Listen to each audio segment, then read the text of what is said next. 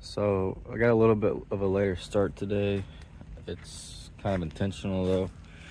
I'm only planning on going to like 22 miles to like an official campground that has showers and outlets and stuff. And then there's a Dollar General right before I get there. Gonna go there, resupply for 4 days, and then get to that campground, charge up, water and all that. I was thinking about going to the 88 store, but one of my friends that went there said it's kind of not the greatest place to go. It's just a bar, and then they don't have any kind of hot food.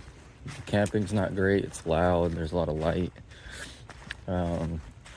And also for me to get there, I would have to backtrack probably half a mile or something. So I might end up skipping that and instead wake up from the campground and just do a bigger day, maybe like a 30 plus to some other campground. And I don't think it rained last night, and I'm 100% sure that it's not raining right now.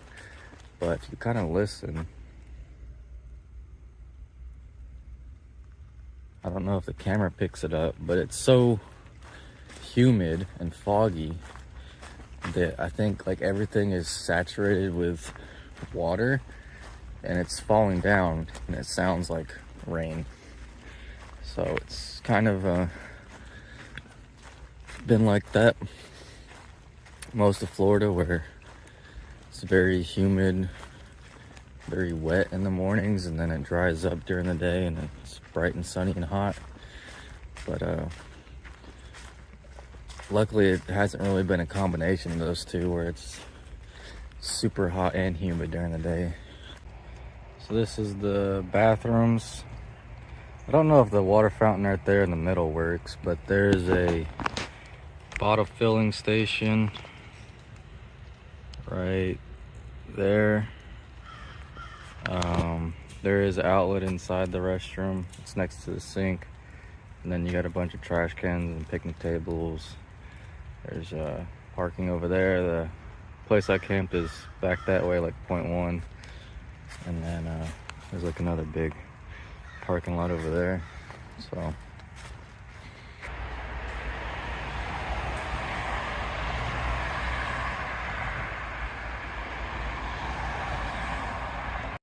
So one of my friends that's up ahead of me, we were talking back and forth about, how far apart we are and me catching up and all this. And she told me that a couple of people that she had met that went to the western route around Orlando had road walked for a few miles, got tired of it, and then skipped ahead. And like, I don't really care what people do one way or the other. I just wanted to maybe offer some insight into why I would maybe recommend not doing it. And it doesn't really have anything to do with like purism and walking every mile, but I've heard from other people that have done that on other trails. They skip, 5 miles, 10 miles, 20 miles for whatever reason. The weather, the terrain, catch up to a friend, etc. And then hundreds and hundreds of miles later, maybe even 1,000 miles later, they're in a really tough spot. They're thinking about quitting. They're miserable.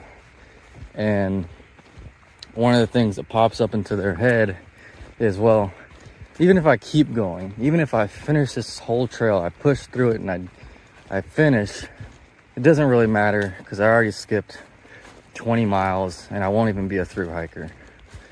And maybe that will bother some people, maybe that wouldn't bother other people. Maybe somebody would say, well, if I made it to the end, would just skip it, or I would flip down and go finish it. This is easier said than done. Transportation to some random trailhead 1,000 miles away involves probably 1 or 2 flights, a bus and shuttles. It's expensive. But I just thought that it would be maybe helpful for somebody to think about that. You don't want to have that kind of creep up in the back of your mind, because what happened to this person in particular was they were on the AT somewhere, like I said, skipped so many miles, and then ended up quitting because they said, well, even if I finish, you know, I'm not a thru hiker, I skipped 40 miles, it doesn't count, so I might as well just quit now. So I would say for that reason, you should probably not skip miles,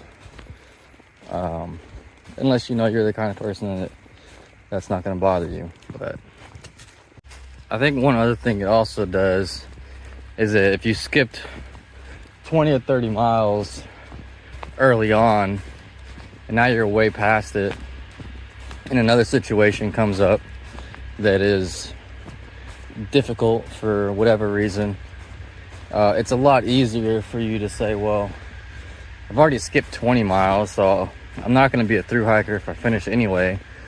I'll just skip this section too. I'll skip these 5 or 10 miles. And I think it makes it easy and kind of an excuse to just kind of skip around the trail, past road walks, or to take a bunch of like unofficial alternates or whatever. And by the end of the trail, you have all these gaps and you've missed like a significant portion of the trail, and you're kind of in this spot of like, well, am I really a thru hiker? Do I need to go back and finish that stuff? Does it really matter? Do I care?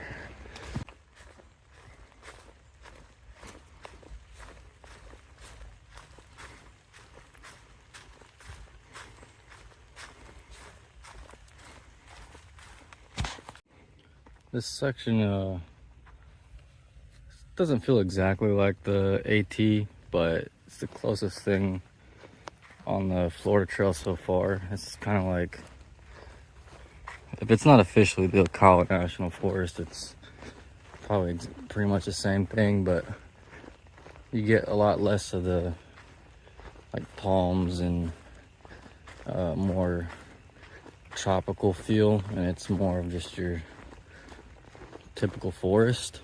So this is the place I was trying to get to last night. I came out of the woods right there. It's like there's picnic pavilions, some water fountains, probably a bathroom, I'm guessing. I think the pavilions, Stevie Wonder said had outlets. I know there's outlets somewhere. There's water here, and then there's like another building up there. I think that's like the main entrance, but the trail just kind of comes out there and shoots straight across. So I think this place costs $30 to camp.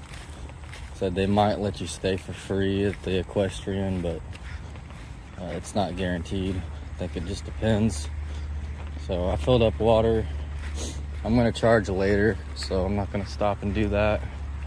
But I got about 14 miles to get to the road crossing for Dollar General, and then my planned campsite is just past that. So it kind of spits you out onto that road over there. This is the sheriff's station here, and then there's somewhat of a trail. I think you cross over here in like just a minute. Look at that thing. That thing is massive. That's gotta be, I don't know, 50 feet or higher. Here's a quick history. This canal thing I've seen for the last couple of days. Seems like an incredibly stupid idea, and I'm glad they never did it. Like, they were literally gonna build a canal, like you've seen the pictures of it, straight across here. Like, what is the point? I mean, this versus that, like, completely cut a state in half. But here's some information. If you want to pause and read it, I'm going to stand here and read it. I kind of wish the trail would go through the whole park. It kind of turns right there, so you only get to see the first one, but pretty interesting. So for anybody that didn't pause that and want to read it, basically that big concrete structure is one of 4 bridge supports that was going to go over the cross Florida Canal. And the bridge obviously never got built, and neither did the canal, thank God, because that canal seems like an incredibly stupid idea. But it says the canal is going to be 250 feet wide all the way across the state. Just, I mean, environmentally that's ridiculous, but even just, like you said, you're cutting a state in half. Like, you're going to have to, I don't know, man. I'm glad somebody finally got through on that one, and they never had to. They already messed up Lake Okeechobee enough with the canals and dikes and all that. Imagine they cut the whole state in half with a canal. Try to fix that. So you leave the island where the bridge support was, you cross the road, and then you walk like a minute through this forest, and you come out and there's these pavilions and like a basketball court down there, and then you can obviously see the road is right there. I mean, assuming you don't get here on a weekend, this place is probably not used. This would kind of be a low-key, maybe good stealth spot. You know, if you came, you know, out right there and maybe set up late at night, you could charge and everything at the Santos campground, and then come here. It's literally like a 5-minute walk from that. I mean, you'd obviously be very visible, and the sheriff's station is 2 minutes behind you, so it would not be hard for them to come out here and kick you off if somebody reported it. But you know, I don't think anybody's gonna be walking this trail at night, so even if you got like right here set up on the trail itself, you know, no locals are out here walking this thing at night, so you could set up right here.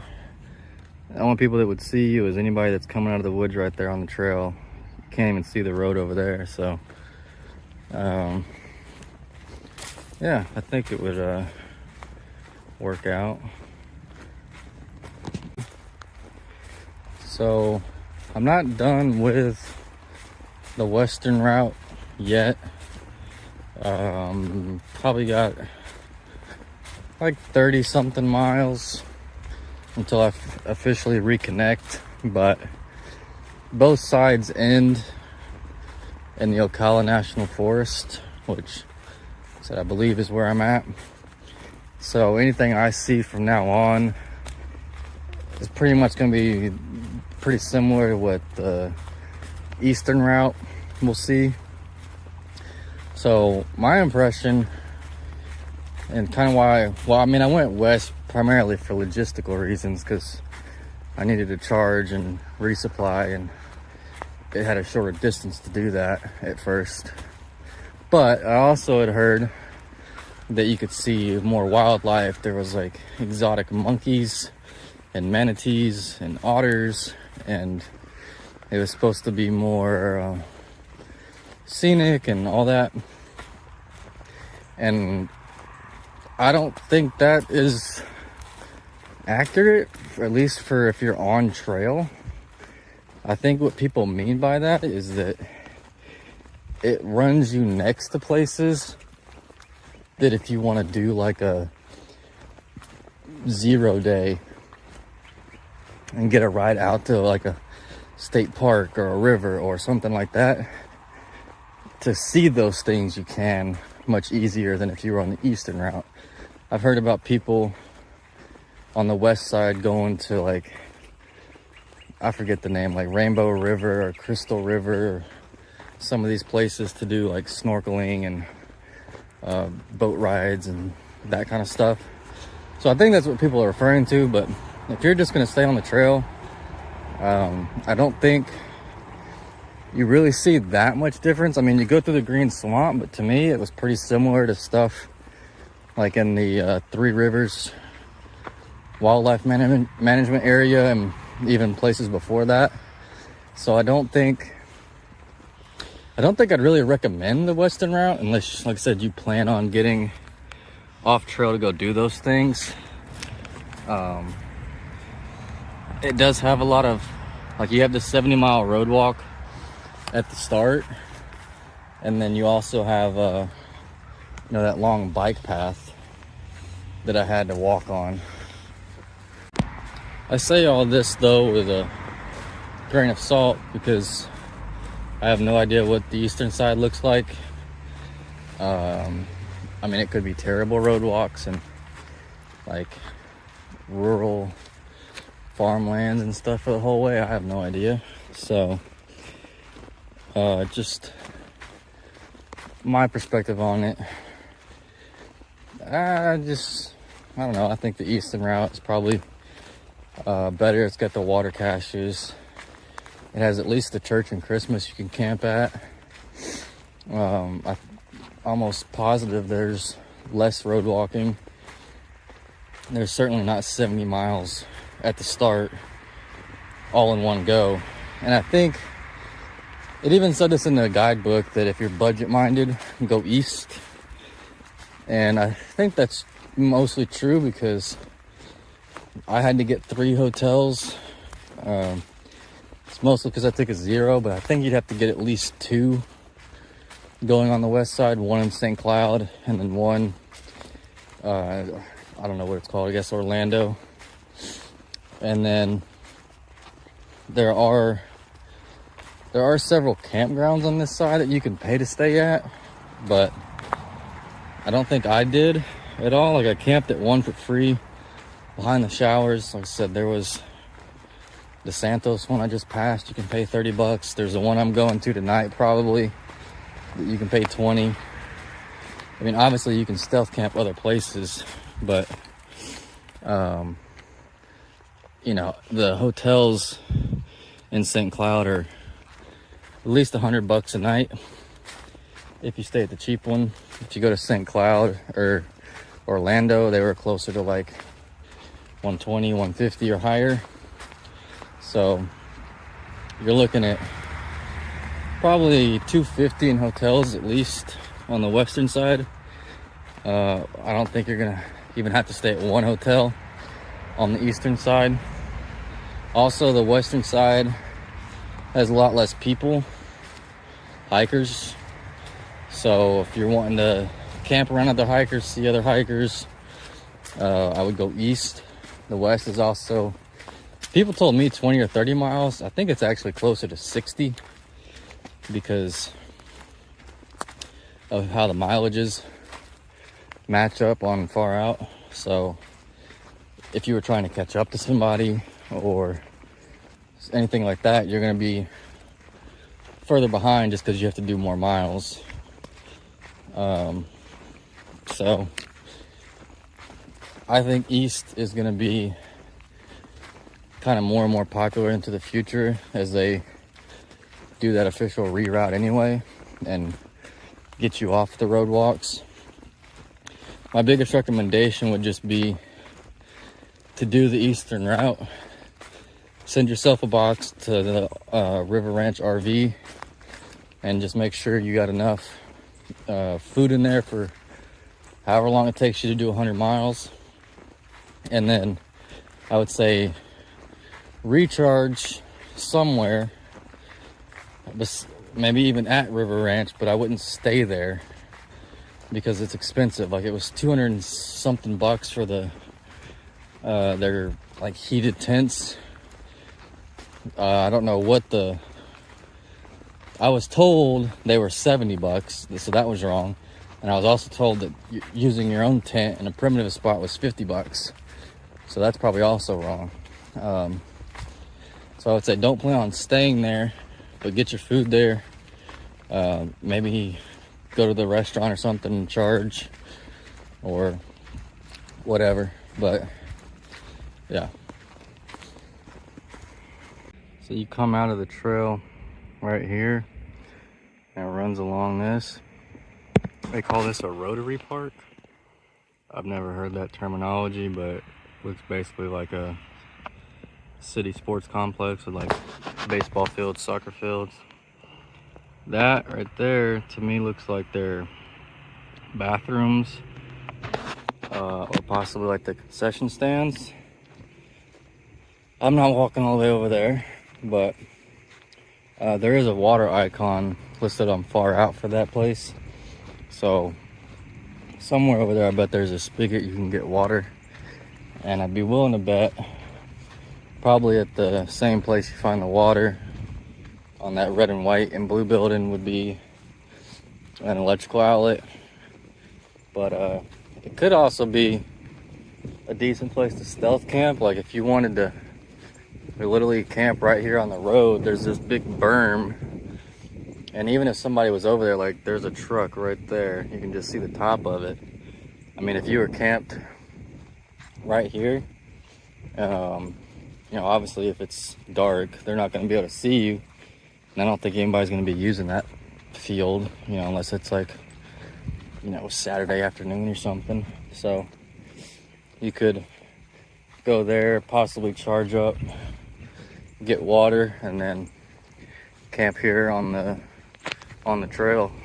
One thing about this national forest is they definitely use it for a lot of different things. So there's a disc golf course in here, and then this is like their road bike course or trail, if you want to call it that. But there's also often, like when you get to these trailheads like this where it crosses, there will be also a horse trail, and then separate from the horse trail and separate from the hiking trail, there's often a mountain biking trail. So there's all kinds of, like, you constantly crisscross this thing. And then when you get to a lot of these trailheads, there's a bike washing station. That's where you get some of these water bottle filling stations and bathrooms. And the last one I just passed had a playground at it. So you're kind of close to like developed areas. I wouldn't say necessarily like big cities, but I guess enough so that people come out here quite often. On a lot of these trees, there's these signs that looks like the leftovers from some kind of 10K, or I don't know if it was like an ultra race or something through here, but there'll be like little clothespins with strings of tape like marking the route. So it is very much used. I've seen a lot of people, well, I wouldn't say a lot, but several people, more so than I have anywhere else on this trail, day hiking, just walking the bike paths or walking these trails. I saw a girl that was trail running. I've seen a lot of cyclists use those bike paths. So even a few horses yesterday I've seen. So it's definitely, like I said, well used out here, which I say is not a bad thing. So this kind of quickly turned into a completely different environment than what was, you know, what I would consider your typical like hardwood forest. It's like back into a swamp, and there's a little bit muddy, but there's water, like swampy water. There's a really cool bridge.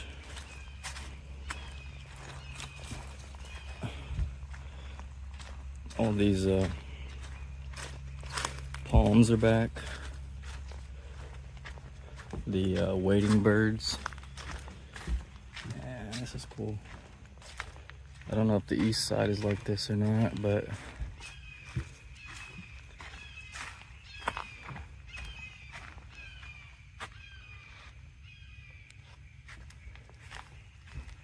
this is kind of what I thought the whole west side was supposed to be, like this kind of tropical, just swampy, exotic area, like where you see all the supposed monkeys and manatees and alligators and all that. So I don't know if it stays like this or if it goes back to the hardwoods and pine trees and all that, but it's cool for right now.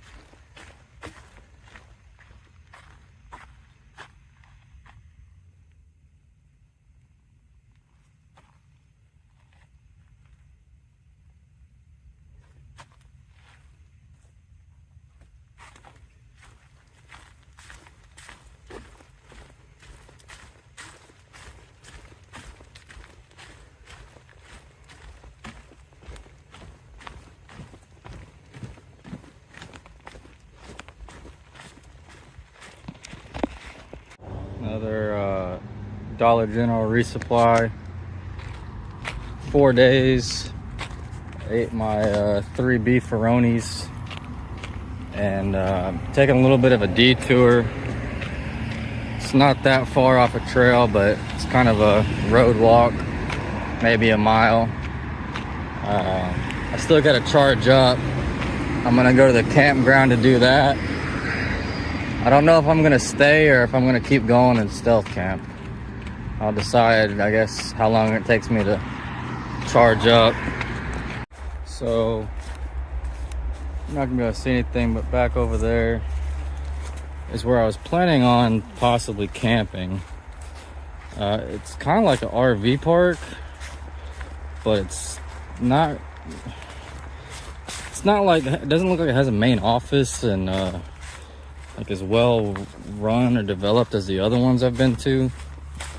Tried calling a number, but nobody answered, and I think they've changed management and phone numbers a couple times, and they close at 4 and it's like 10 after 4, so throws a little bit of a wrench into my plan because I was planning on getting water there and also recharging.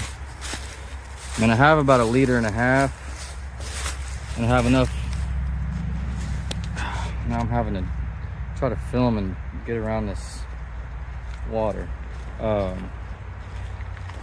have enough water to probably get through tonight and tomorrow morning, but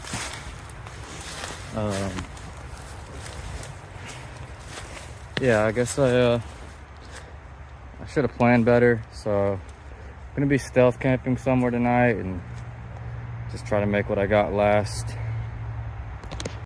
So I just crossed SR 40, and on the water cache document, it says there's supposed to be a water cache. I don't know if that is it. So usually the water caches, there's a lot of them. They got somebody wrote on them, you know, hiker water or whatever.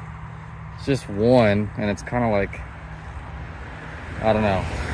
But since I didn't get water back there, and there's not really a good water source until, I mean, there's like swampy water and stuff coming up that I could use, but I'm gonna go ahead and fill up 1 liter, and I'll probably put a tab in there just to sanitize it, because I said I don't know if that's good water or not, but it'll be my backup water. And I'm gonna try to find a stealth spot, hopefully somewhere.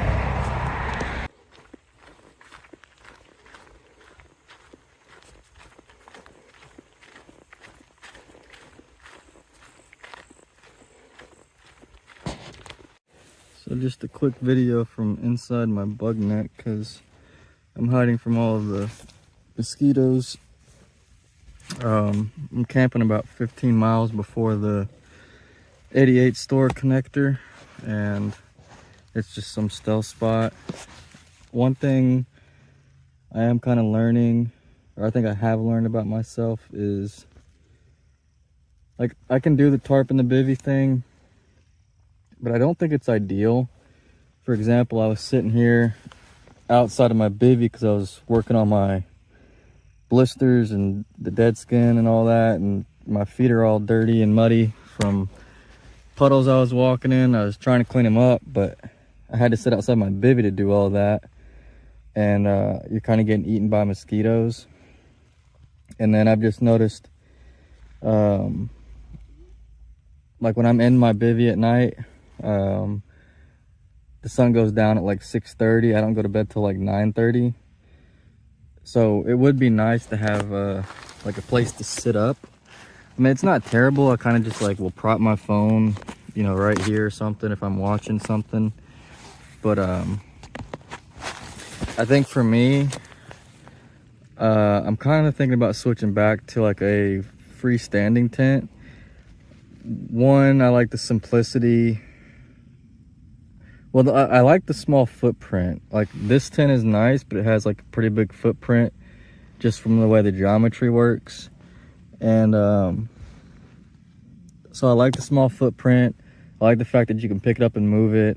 I like the versatility of it, that you can, if the soil is sandy, or if it's really rocky, or if you have to put it on a tent platform, or if you have to like camp behind a building on concrete for whatever reason, like it has more flexibility in that sense. And also the fact that like I said, it sets up the same every time. You don't have to worry about you know, like worst case scenario, you don't have to stake it down. Obviously that's preferred, but like if you just can't get the stakes in the ground for whatever reason. So anyway, I'll probably will finish this trail out with maybe a different bivvy, just because this one has a hole in it now. But and I'll finish it with this tent. But going forward, I think I might switch. I was listening to a podcast today, and the guy on there was he had created his own gear company, and one of the things that he lived by was he learned is a lot of people will like tinker and like change one thing, and like year after year they'll slowly like go down in weight or change or something. And he kind of, his philosophy was break it fast and figure out like how to fix it. So in that same philosophy, you know, I've had the hammock, the tarp, the bivvy, the floorless tent. I've had freestanding tents before. I think by doing all that kind of stuff, you figure out what you like, what you don't like, what is necessary weight, and etc. And instead of just sitting there like going off of base what somebody else says or thinks, or just the first thing that you picked and sticking with it, and you know, buying the new version or whatever. So anyway, I'm gonna wait for the sun to go down, and I think I might do a big day tomorrow. It's 15 miles to 88 store.